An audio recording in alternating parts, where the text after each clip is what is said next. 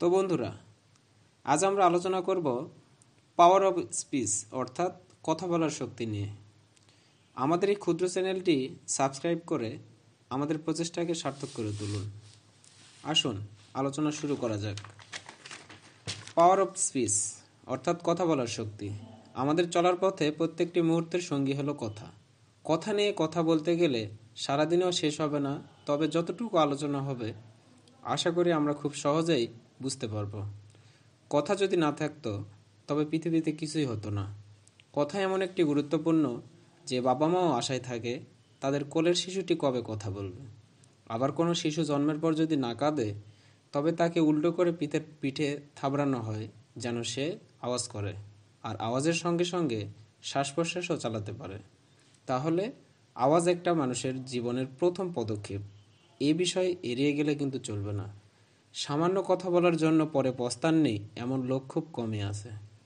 কথা বলা এবং কথা শোনা দুটোই কিন্তু বেশ নিয়মমাফিক, যা সকলকেই মানতে হবে, নতুবা পস্তাবেন দিনে রাতে।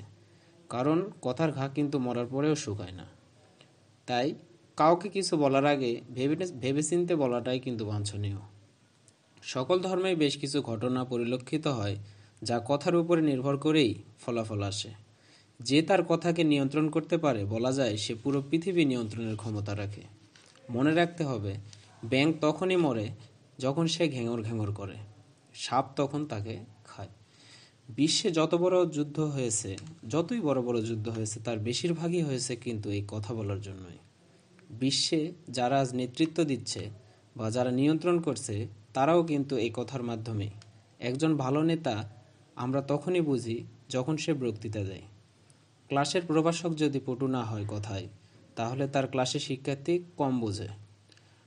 বিশ্ব স্বাস্থ্য সংস্থা অর্থাৎ WHO মতে মানবদেহের মধ্যে জিহ্বা এমন একটি অংশ যার ঘা সবচেয়ে দ্রুত সেরে যায়, কিন্তু দেখুন জিভ থেকে যে ঘা তৈরি হয় তা সারা জীবন এমনকি মৃত্যুর পরেও ভালো হয় না। কথা বললে যেমন খাজনা দিতে হয় না, তেমনি 6 ইঞ্চি এই জিহ্বাতে কখনো মাসাজের দরকার হয় না। আর সেজন্যই আমরা কথা বলি, হিসেব করি না। আমরা ইতিহাসে দেখেছি আকবর ও বীরবলের কাহিনী। সামান্য কথার জন্যই কিন্তু আকবর বীরবলকে ফাঁসির মঞ্চে হাজির করেছিলেন।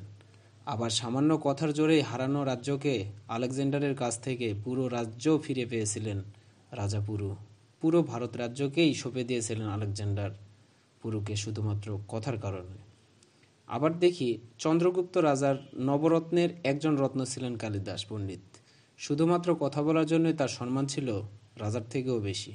মনে রাখবেন, যে ব্যক্তি সুন্দর করে সমীচীন কথা বলে, সুন্দরভাবে কথা বলতে পারে, যার সুন্দরভাবে উপস্থাপনের জ্ঞান আছে, তার সঙ্গে কিন্তু সবাই মিশতে চায়। এজন্য বুদ্ধিমান মানুষ ভেবেচিন্তে কম কথা বলে। জ্ঞানী মানুষ তার কথাগুলোকে সুন্দরভাবে উপস্থাপন করতে পারে। তা যদি কটু কথাও হয় তবে তা শুনতে ভালো লাগে।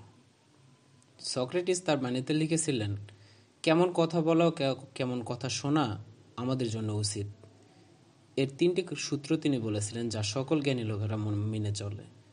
সূত্র 3টি হলো, কথাটি সত্য কিনা, কথাটি কারো উপকারে আসবে কিনা এবং কথাটি প্রিয় অর্থাৎ সুন্দর কিনা। কোনো কথা শোনা বা বলার আগে ভাবুন কথাটি সত্য, সুন্দর ও হিতকর কিনা। তো বন্ধুরা, আজ কিন্তু এই পর্যন্তই।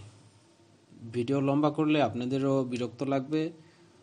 অতএব ভিডিওটি কেমন লাগলো অবশ্যই কমেন্টে জানাবেন। পরবর্তী ভিডিও দেখার আমন্ত্রণ জানিয়ে আজ এখানেই শেষ করছি। টাটা। আপনারা অবশ্যই সকলে চ্যানেলটি সাবস্ক্রাইব করবেন।